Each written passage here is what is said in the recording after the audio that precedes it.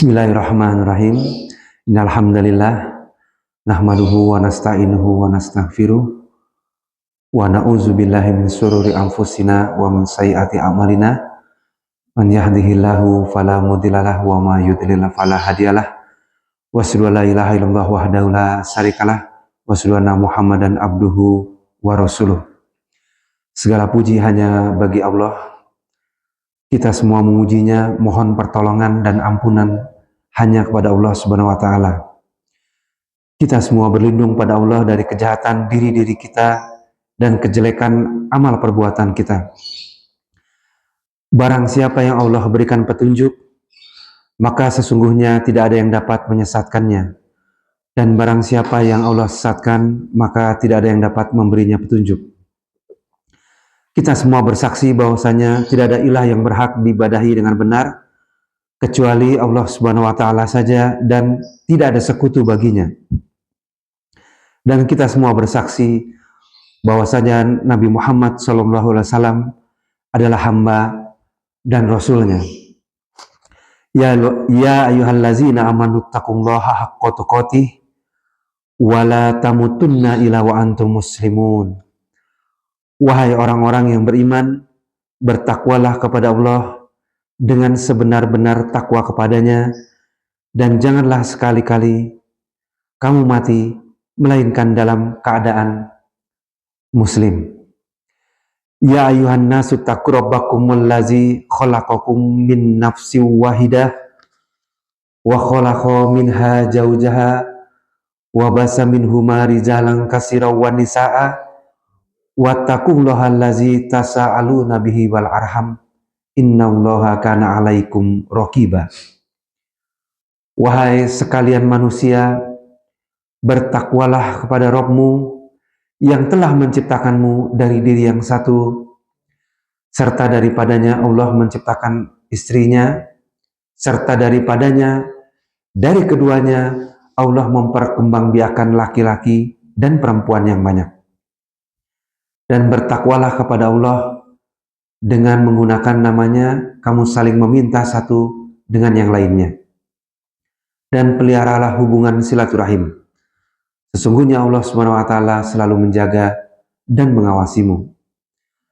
Ya ayyuhallazina amanu taqullaha wa qulu qawlan sadida yuslih lakum a'malakum wa yaghfir lakum dzunubakum wa may yuti'illaha wa rasulahu faqad faza fauzan azima. Wahai orang-orang yang beriman, bertakwalah kepada Allah dan ucapkanlah perkataan yang benar. Niscaya Allah akan memperbaiki amalan-amalanmu dan mengampuni dosa-dosamu. Dan barang siapa mentaati Allah dan Rasul-Nya, maka sesungguhnya ia telah mendapat kemenangan yang besar. Sesungguhnya sebenar-benar ucapan adalah kitabullah atau Al-Quran, dan sebaik-baik petunjuk adalah petunjuk Nabi Muhammad SAW. Oleh karena itu, insya Allah kita sama-sama mencoba mengupas hal-hal yang berasal dari kitabullah atau Al-Quran dan juga dari As-Sunnah. Kajian kita lanjutkan insya Allah, dan kita masih mengupas tentang manusia, ya, juga tentang bagaimana manusia itu tumbuh dan berkembang seiring dengan membesarkan putra-putrinya atau cucu-cucunya, ya gitu ya. Jadi mungkin sebagian kita sudah sampai pada tahap akan membesarkan cucu-cucunya. Jadi inilah peluang kita untuk terus menambah amalan kita, yaitu amalan untuk berdakwah, amalan untuk menyuruh kepada kebaikan, paling tidak dimulai dari keluarga terdekat kita sendiri, ya. Jadi jangan ragu-ragu untuk menyerukan kebaikan, ya, terutama untuk keluarga dekat kita sendiri, baik kepada istri kita maupun kepada putra-putri kita. Ya mungkin dianggap bawel begitu ya, dianggap bawel, ya, banyakkan nasihat, ya. Tapi itulah sebenarnya tugas kita, karena ya kita berusaha sama-sama saling menjaga, ya, saling menjaga di antara keluarga kita. Dan bahasan kita adalah mengupas manusia dengan teori atau konsep tentang fitrah, di mana kita semua terlahir sudah dengan ya instalasi. Ya, kalau di HP itu sudah ada softwarenya, begitu ya, sudah ada aplikasi dasarnya, tinggal ditumbuh kembangkan, gitu ya. Jadi ini berbeda dengan teori-teori psikologi barat yang menganggap manusia hanya bergerak setelah distimulus dari luar, ya, hanya bergerak setelah diisi dari luar dan lain-lain. Padahal kita lahir ke dunia, ya, bayi lahir ke dunia dari ibunya itu tidak dalam keadaan kosong, melainkan sudah diinstal tauhid, ya, sudah diinstal pengenalan terhadap siapa yang menciptakannya, yaitu Allah Subhanahu wa taala, ya, melalui ayat alastu birabbikum qalu bala sahidna. Jadi Allah Subhanahu wa taala telah memperkenalkan dirinya. Alastu birabbikum, bukankah aku ini Robmu? Jadi kita ketika masih di alam ruh, ya, jadi kita semua diciptakan bukan badannya terlebih dahulu, namun ruhnya, kan begitu ya. Namun rata-rata kita tidak mengingat peristiwa ini, begitu ya, karena tidak terinstal dalam pikiran, dalam otak kita, namun dalam jiwa kita, ruh kita. Jadi ruh kita sudah bersaksi, ya, bahwa yang menciptakan kita semua adalah Allah Subhanahu wa taala. Maka sesuatu yang sudah ada tersebut, ya, seyogianya terus ditumbuh kembangkan. Maka tugas orang tua, ya, keluarga besar, ya, ataupun kakek kepada cucunya dan lain-lain adalah menumbuh kembangkan tauhid itu, ya, menumbuh kembangkan apa yang sudah Allah Subhanahu wa taala install, ya. Sehingga, ya, lazimnya seorang anak atau seorang manusia lahir itu lebih mudah diajarkan kebaikan, ya. Lebih mudah mengajarkan kebaikan kepada sama manusia daripada mengajarkan keburukan, gitu ya.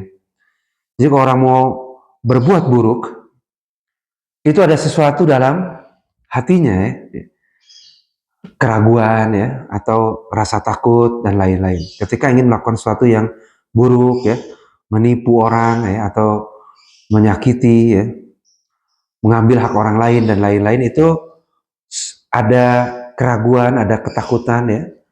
Namun, ya, ada yang melawan ketakutan itu sehingga terus melakukan hal yang buruk itu, ya. Ada yang nggak jadi, ya. Karena fitrah manusia adalah sesuatu yang sudah diinstal, ya, sudah diinstal dalam dirinya, ya. Sehingga salah seorang ilmuwan, psikolog muslim, Profesor Dr. Muhammad Yasin, melalui karyanya atau disertasinya Fitrah, The Islamic Concept of Human Nature, ya.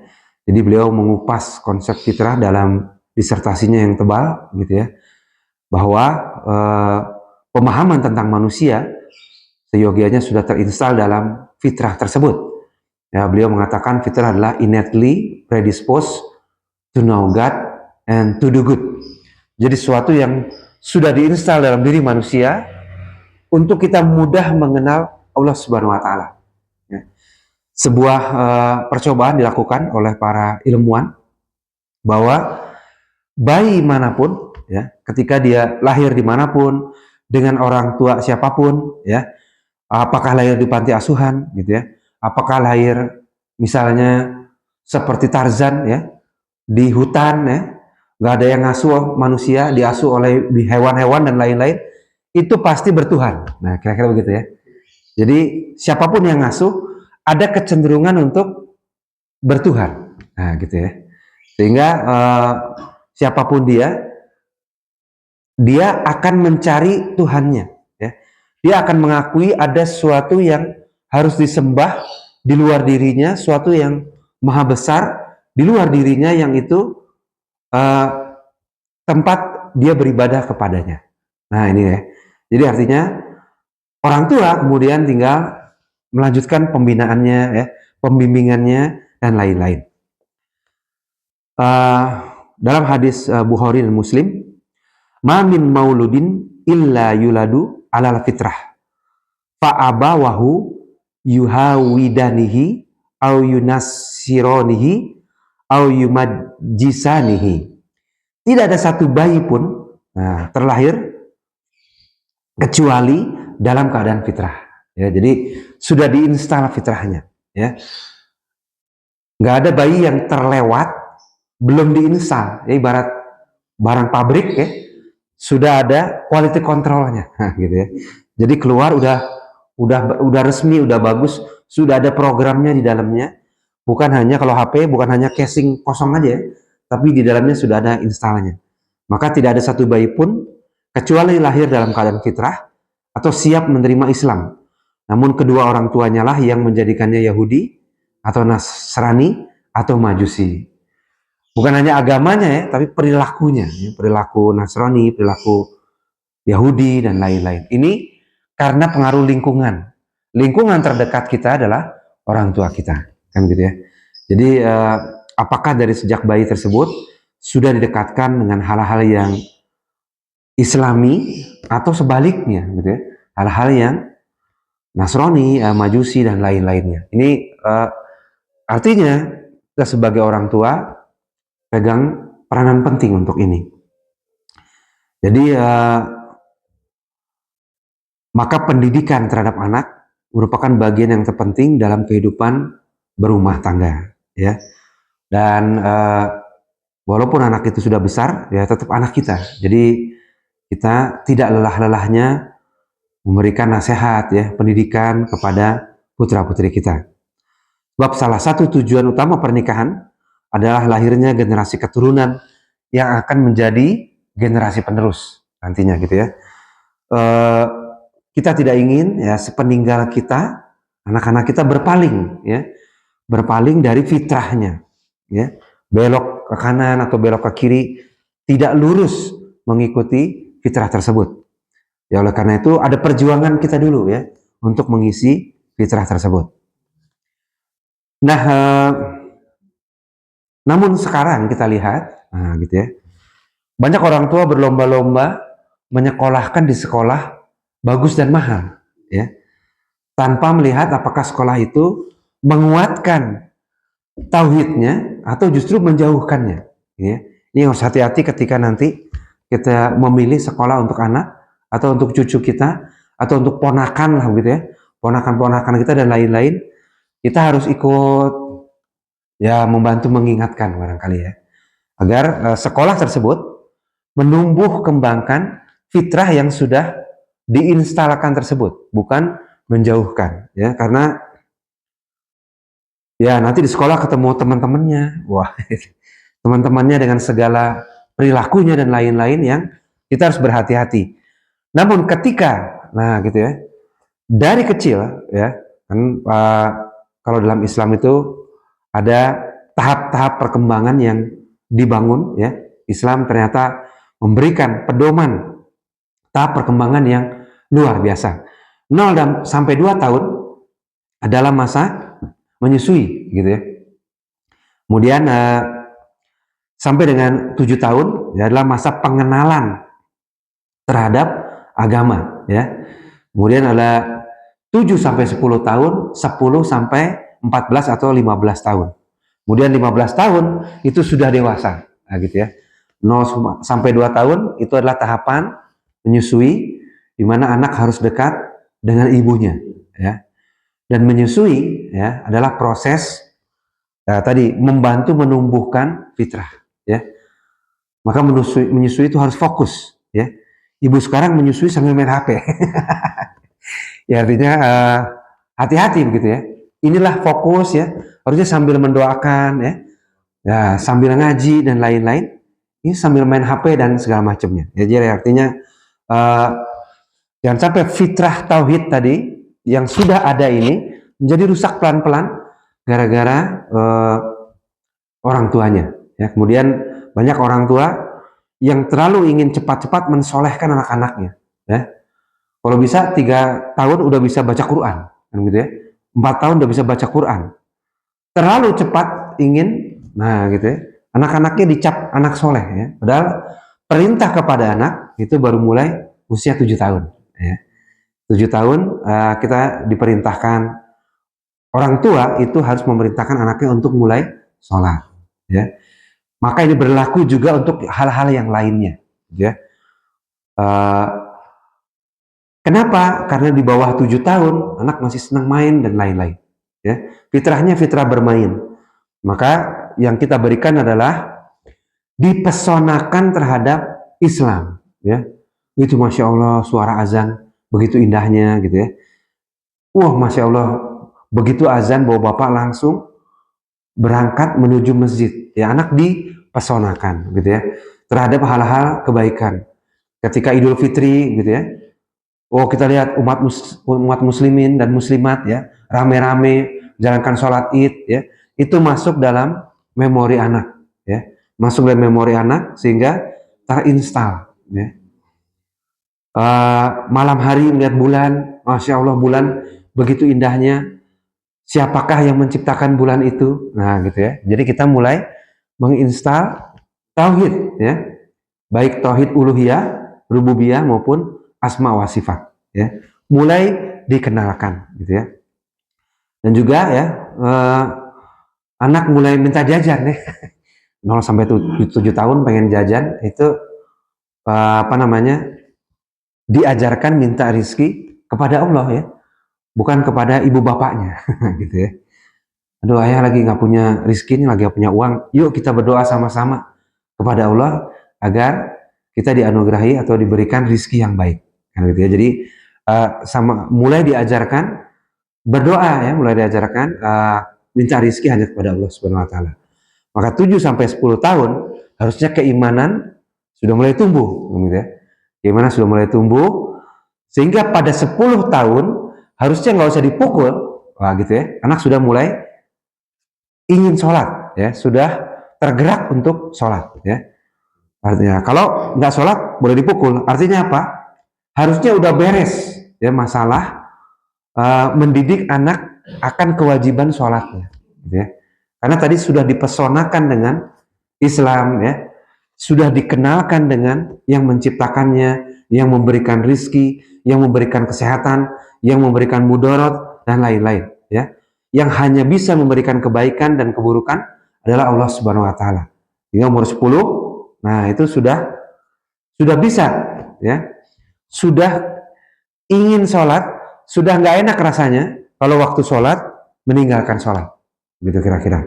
Jadi pukul itu adalah jalan terakhir, ya, jalan terakhir ketika fitrahnya belum tumbuh, ya.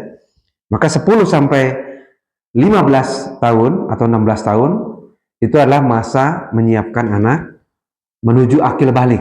Nah, menuju akil balik, ya. Karena anak 15 tahun itu sudah memasuki masa akil balik. Balik adalah hubungannya dengan hal-hal yang biologis, tumbuh kumis, ya. Kan 2 tahun belum tumbuh kumis. Nanti kayak film horor 2 tahun sudah tumbuh kumis, ya. Jadi secara akil balik itu anak laki-laki mulai bulu-bulu mulai tumbuh, ya. Itu menjelang 14-15 tahun, ya. Jadi balik berhubungan dengan hal-hal biologisnya, ya, fisiologisnya, ya. Suara mulai berat, ya. Gitu. Tadinya kan ayah. Nah, ayah. Saya tak. Ternyata anaknya sendiri yang sudah mulai memasuki balik, ya. Namun orang tua ini mendidiknya akil dan baliknya ini selaras dan seimbang, kan gitu ya. Banyak anak yang udah balik, badannya besar, suara udah berat dan lain-lain, tapi akalnya belum tumbuh, ya. Belum mau sholat, ya. Bahkan 14-15 tahun sholat masih bolong-bolong. Berarti kurang seimbang nih. Bagaimana mendidiknya menjadi balik? Balik itu tumbuh dari Nah, ya, gizi yang baik. Ya, gizi disuplai, tapi gizi ruh, gizi rohani, gizi akalnya ternyata kurang disuplai. Ya, anak dikasih makan 4 sehat 5 sempurna, tapi pendidikan agamanya belum. Nah, ini yang kemudian belum seimbang akhirnya, kan begitu ya. Jadi bagaimana kita membangun masyarakat yang akil baliknya ini tumbuh sehat atau tumbuh seimbang dengan baik, ya. Sehingga orang tua bukan hanya pemahaman tentang anti stunting, misalnya, oh jangan sampai stunting ini, harus makan yang bergizi dan lain-lain. Oh, karena bergizi bagus ya, 4 sehat 5 sempurna, maka cepat tumbuhnya, tumbuh badan besar dan lain-lain ya. Kalau yang laki-laki menjadi lebih cepat mimpi basahnya, ya. Jadi udah dari bayi udah nggak ngompol, tahu-tahu umur 14-15 tahun ngompol lagi ya. Nah, padahal bukan ngompol itu ya. Yang keluar adalah spermanya. Jadi artinya sudah memproduksi sperma ya. Sehingga mimpi basah ya. Ini 15 tahun para ulama sepakat ya bahwa ini argo pahala dan dosa sudah mulai dihitung. Nah, gitu ya. Maka yang perempuan beberapa bagian sudah menonjol gitu ya. Kemudian sudah menstruasi ya. Sudah haid ya. Sekarang kelas 6 SD udah mulai haid gitu ya. Anak-anak bingung gitu ya. Kenapa? Karena gizinya makin bagus ya. Gizi makin bagus, protein ya segala macam itu bagus sehingga mulai haid ya. Nah, jangan sampai baliknya sudah ya, mimpi basah sudah, haid sudah, akalnya. Nah, akalnya ini harus disuplai. Bukan hanya oleh orang tuanya, tapi juga keluarga besarnya ikut mendidik. Tapi juga satu RW ya, kalau perlu satu RW ini sama-sama mendidik remaja-remaja yang ada di tempat kita. Sehingga akil baliknya begitu 14-15 tahun, dia sudah menjadi mukallaf, istilahnya kalau di Islam ya, sudah dewasa, ya, sudah bisa harus bertanggung jawab atas perbuatan-perbuatannya. Maka dia sudah punya kewajiban sama halnya dengan kita, gitu ya, 14-15 tahun. Rasulullah menikahkan sahabat-sahabatnya umur 16 tahun, ya. Ya, apakah artinya Rasulullah sudah punya dasar ya, sudah punya basic bahwa ini orang-orang sudah akil balik, ya. Menikah itu ibadah ya, salah satu bentuk ibadah ya. Sehingga sudah diwajibkan untuk menikah, sudah diwajibkan untuk ibadah ya, sudah diwajibkan untuk sholat ya, sholat itu sudah wajib ya, sudah untuk puasa ya, maka ketika mau puasa itu dari mulai sebelum 14-15 sudah dididik ya untuk latihan puasa dan lain-lain ya, sehingga begitu 15 tahun sudah punya kewajiban cari nafkah ya. Cari nafkah itu terutama laki-laki wajib ya. Maka kalau dia ada anak 15 tahun di keluarga kita belum bisa cari uang sendiri, maka orang tua sebenarnya sudah tidak wajib lagi kasih nafkah ya, bukan nafkah lagi, tapi kita sodakoh sama dia sebenarnya gitu ya. Karena dia seharusnya sudah harus mencari uang sendiri. Maka orang tua mendidik, ngajarin bisnis ya, mulai ngajarin jualan-jualan dan lain-lain. Itu sebenarnya ya. Sehingga tumbuh kedewasaannya. Dan kalau mulai saat itulah diingatkan bahwa segala tindak tanduk ya, segala perilaku itu sudah harus ditanggung sendiri gitu ya.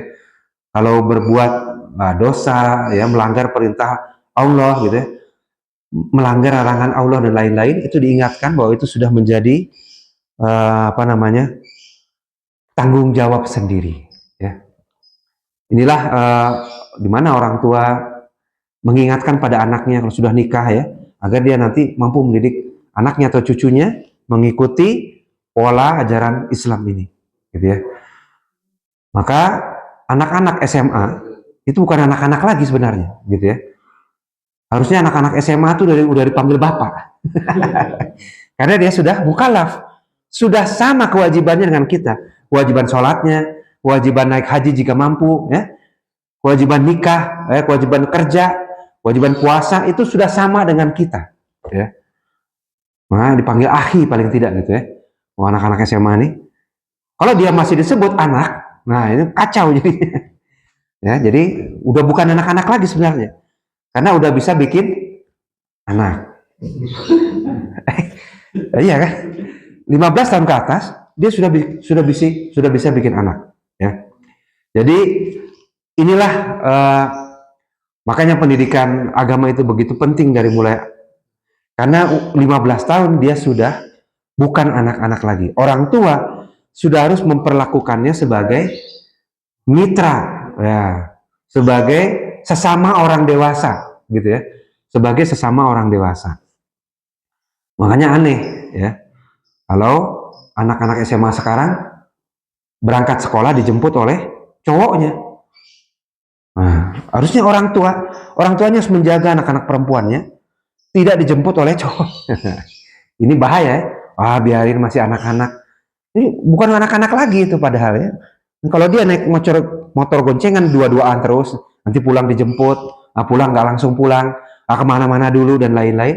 Ini kita harus menjaga, ya, harus menjaga. Karena mereka dua-duanya sudah akil balik, sudah dewasa, ya. Yang satu sudah mimpi basah secara balik, yang satu sudah menstruasi dan lain-lain. Maka argo pahala dan dosa sudah dihitung. Ini yang harus hati-hati. Makanya bagaimana kita sebagai pribadi berkembang itu seiring sejalan dengan membesarkan putra-putri kita dan keluarga kita. Ya, jadi raise yourself, ya, raise your child, atau raise your child, raise yourself. Membesarkan putra-putri adalah membesarkan diri kita sendiri. Mendidik putra-putri dan keluarga kita adalah sejatinya mendidik diri kita sendiri. Maka kita sendiri dululah yang harus berkembang. Nah, gitu ya. Kita sendiri dulu yang harus terus berkembang, karena kita harus terus menasihati putra-putri kita. Baik.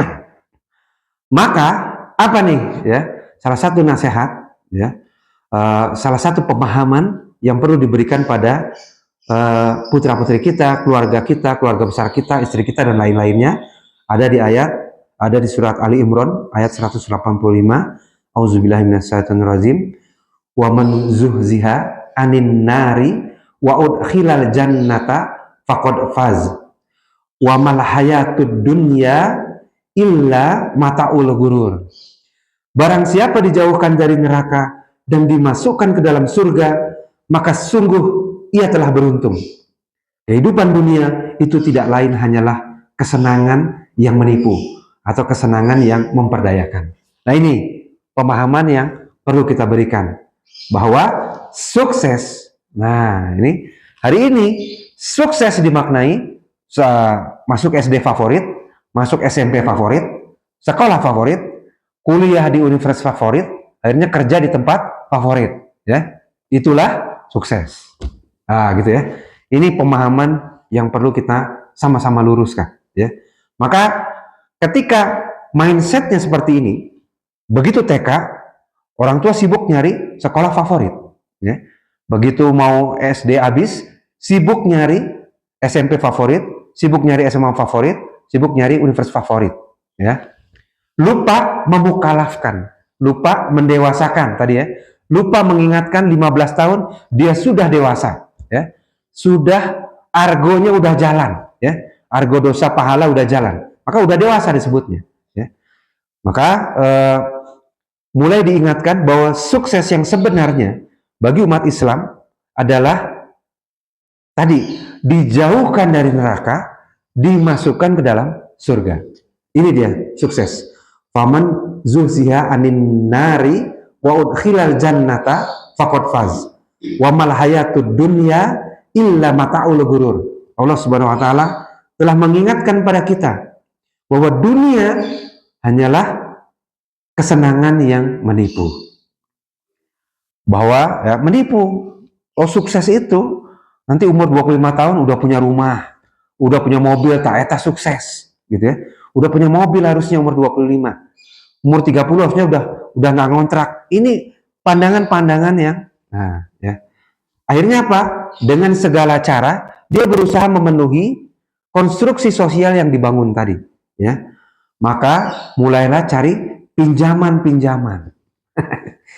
demi biar bisa beli rumah, padahal belum mampu ya, cari pinjaman online dan segala macam ya, biar punya kendaraan, mobil bagus semudah mungkin ya, padahal yang disebut sukses adalah kita, nah itu ya, ini teman-temannya udah pada sukses yang dan lain-lain, akhirnya dia judi online untuk mempercepat kesuksesan. Makanya kita ingat kemarin ada kasus ya, suami dibakar sama istrinya gara-gara dapat gaji kecil, 80%-nya dipakai judi online, 20%-nya untuk dapur. Nah, istrinya kesel, bakar aku bensin ya, maksudnya ngasih pelajaran ya, siram bensin ya, disiram unggul maksudnya teh, efeknya ada api. Aduh, jadi ini karena apa tadi? Berusaha mengejar, nah ya, duniawi ya. Jadi hoyong gerabeng harta gitu ya. Cara tercepat menjadi kaya adalah dengan judi yang ada di pikirannya. Ya padahal ya tadi ya.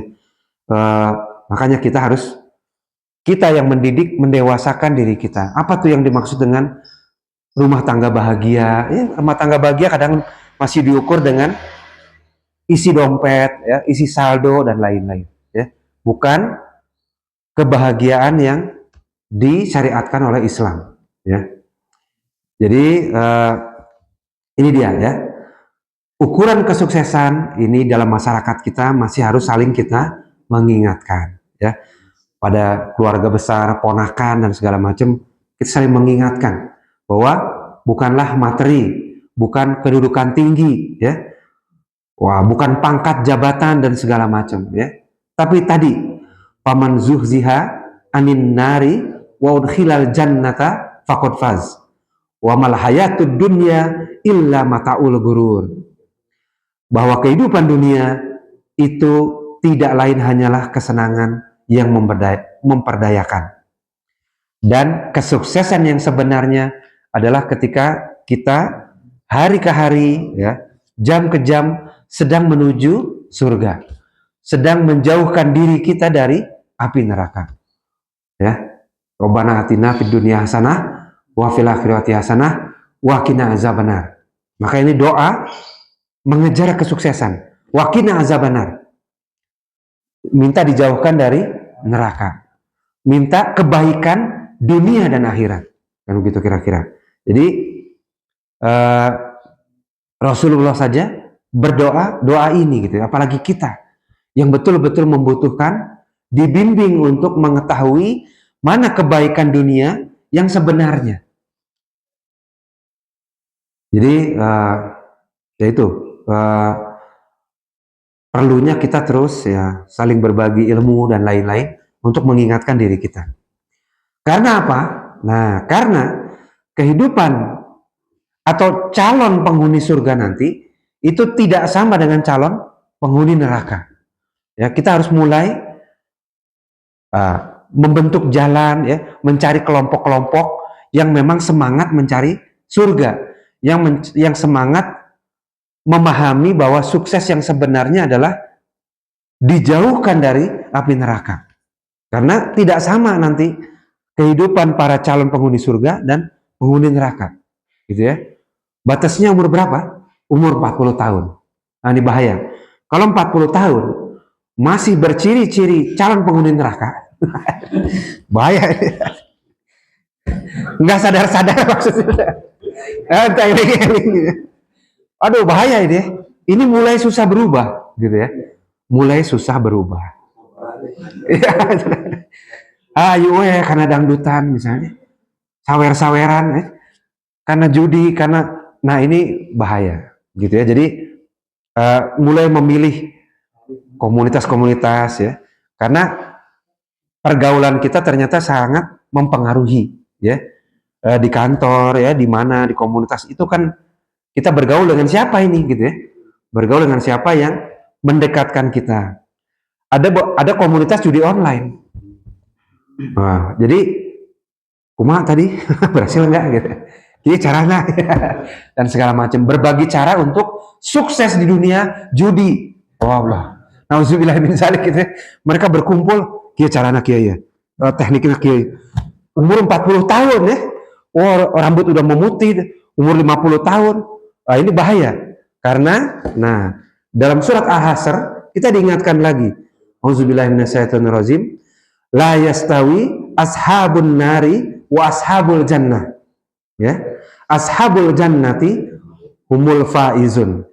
Tidaklah sama antara penghuni-penghuni neraka dan penghuni-penghuni surga. Tidak sama di dunianya juga ya. Di dunianya kelakuannya, teman-temannya, ya, cara bergaulnya, cara berperilakunya nggak sama. Maka penghuni-penghuni surga itulah orang-orang yang beruntung, humul faizun, ya, orang-orang yang beruntung. Ya. Maka kita menjauhkan dari komunitas-komunitas seperti itu agar apa? Agar menular pada keluarga kita dan anak-anak kita. Jadi jangan sampai ya, eta bapak jarang ada di rumah, kemana sih? Kemana sih bapak teh? Jarang ada di rumah. Nah ini bahaya ya. Padahal kita diingatkan kalau pulang kantor ya langsung pulang ya. Pulang kerja langsung pulang bersama keluarga kita ya. Kemana bapak? Eta mau motoran ke Pangandaran? Waduh. Kadang-kadang ya kita merasa nganggur ini ngapain lagi ya? Asa masih banyak waktu, mau ngapain ini teh? Nah, mau motoran 2 hari, hari ketiga baru pulang. Leles, bobo 2 hari deh. Padahal waktu-waktu yang kita miliki, nah ya, itu begitu terbatas dan nggak tahu kapan habisnya. Maka kalau bapak-bapak masih terlalu banyak keluar nggak puguh gitu ya. Padahal dia masih punya kewajiban mendidik istrinya, mendidik anaknya dan lain-lain, gitu ya. Membacakan ayat-ayat Allah di rumah, ya, bahas hadis bareng keluarganya dan lain-lain. Tapi merasa ngapain lagi ya, nganggur gitu ya. Sehingga pergi dengan teman-temannya yang, tadi ya, la yastawi ashabun nari wa ashabul jannah. Ashabul jannati humul faizun. Tidak sama antara penghuni-penghuni neraka dan penghuni-penghuni surga. Ya, penghuni-penghuni surga itulah orang-orang yang beruntung. Maka sukses, ya, keberuntungan dan lain-lain itu dinisbatkan pada jalan kita menuju surga. Ini ya. Barang siapa yang dijauhkan dari neraka dan dimasukkan ke dalam surga, maka sungguh ia telah beruntung. Ya, maka tugas kita adalah sesuai dengan At-Tahrim ayat 6. Ya ayyuhallazina amanu qu anfusakum wa ahlikum naro. Hai orang-orang yang beriman, pelihara dirimu dan keluargamu dari api neraka. Ini tugas kita yang sebenarnya, menjaga diri kita dan keluarga kita dari api neraka. Gimana nih agar kita tahu mana yang mengarahkan pada surga dan mana yang mengarahkan pada neraka? Itulah tugas kita untuk selalu belajar. Thalabul ilmi faridotun ala kulli muslimin, yang menuntut ilmu. Jadi jangan merasa waktu masih banyak sehingga kita terlalu bersantai-santai. Padahal waktu yang tersisa yang Allah berikan untuk kita, sisa-sisa waktu itu adalah untuk belajar, ya, baca buku agama, ya, ngaji, dengerin YouTube. Dengerin YouTube bukan dangdutan lagi, ya, tapi kajian-kajian keagamaan. Waktu tinggal mepet, ya. Apalagi usia udah di atas 40 tahun. Sesuai usia Nabi itu 63 tahun. Maka umat Islam 60 sampai 70 tahun. Di atas 40 sudah sepertiga akhir. Sepertiga akhir kehidupan kita, ya. Jangan dihabiskan untuk memotoran ke Bali. Berangkat 3 hari, pulang 3 hari. Nanti sakitnya 3 hari demamnya. Kapan belajarnya gitu ya. Oke, baik ya. Jadi kurang lebih ini nasihat-nasihat bagi kita. Kita tutup dengan satu hadis riwayat Al-Bukhari dan Muslim, yaitu masing-masing kalian adalah pemimpin, ya. Kulukum ra'in wa kulukum mas'ulun. Masing-masing kalian adalah pemimpin. Kita ini memimpin, ya. Kalau kita tadi masih terlalu sering santai-santai, nonton TV sampai jam 2 malam, apalagi nonton sinetron sampai jam 3 malam, seakan-akan waktu masih banyak sisanya. Padahal ilmu kita masih sedikit, bekal masih kurang, masih apa adanya. Jadi kita isi waktu-waktu kita dengan mengkaji ilmu-ilmu yang bermanfaat, ilmu yang berasal dari kitabullah, dari wahyu Allah Subhanahu wa taala, dari tuntunan Rasulullah sallallahu alaihi wasallam, juga tuntunan para sahabat. Kullukum ra'in wa kullukum mas'ulun. Masing-masing kalian adalah pemimpin dan setiap pemimpin akan diminta pertanggungjawabannya tentang orang-orang yang dipimpinnya. Nah, kalau kita bapak-bapak, maka yang terdekat yang kita pimpin adalah keluarga kita. Maka seorang lelaki adalah pemimpin dalam keluarganya yang akan diminta pertanggungjawabannya tentang orang-orang yang dipimpinnya. Jadi sama-sama mengajak tentunya bagi diri sendiri juga ya untuk saling mengingatkan bahwa sebenarnya kita nggak punya banyak waktu lagi ya. Waktu-waktu kita isi baca buku ya, dengerin ceramah ya, berzikir dan lain-lain. Waktu kita tinggal sedikit agar apa? Bahasa anak sekarang vibes kesolehan itu tumbuh dalam rumah-rumah kita ya. Suasana kesolehan itu tumbuh dalam rumah-rumah kita ya, bukan suasana judi online, suasana dangdutan dan lain yang lebih dominan ya, nonton TV terus-terusan, sinetron dan segala macam itu jangan jadi dominan di rumah kita, tapi suasana kesolehan. Sebab tadi ya, anak tumbuh ya 0 sampai 7 tahun, 7 14 tahun, 15 tahun, harapannya kita sudah mampu mendewasakannya. Ya, dia berani bertanggung jawab akan seluruh perbuatan-perbuatannya. Baik, mungkin demikian yang bisa kami sampaikan ya. Jadi kita ulang lagi, ada beberapa ayat utama tadi yang kita bahas. Yang pertama Ali Imran 185, Auzubillahi minasyaitonirrajim, faman zuhziha anin nari wa udkhilal jannata faqad faz wa mal hayatud dunya illa mata'ul ghurur. Barang siapa dijauhkan dari neraka dan dimasukkan ke dalam surga, maka sungguh ia telah beruntung. Kita ingat-ingat bahwa keberuntungan, kesuksesan adalah ketika dijauhkan dari neraka ya, dan dimasukkan ke dalam surga. Maka inilah yang kita usahakan sepanjang detik-detik di kehidupan kita, berusaha menjauh dari hal-hal yang memasukkan dalam neraka dan memasukkan dalam surga. Yang kedua, la yastawi ashabun nari wa ashabul jannah, ashabul jannati humul faizun. Tidaklah sama antara penghuni-penghuni neraka dan penghuni-penghuni surga. Penghuni-penghuni surga itulah orang-orang yang beruntung. Jadi semoga kita semua dimasukkan ke dalam surganya Allah Subhanahu wa taala, dan di surga itu ketemu lagi orang-orang yang dulu sama-sama berjuang ya. Yang mudah-mudahan kita ketemu lagi, warga Al-Ikhlas ini ketemu lagi di sana nanti gitu ya.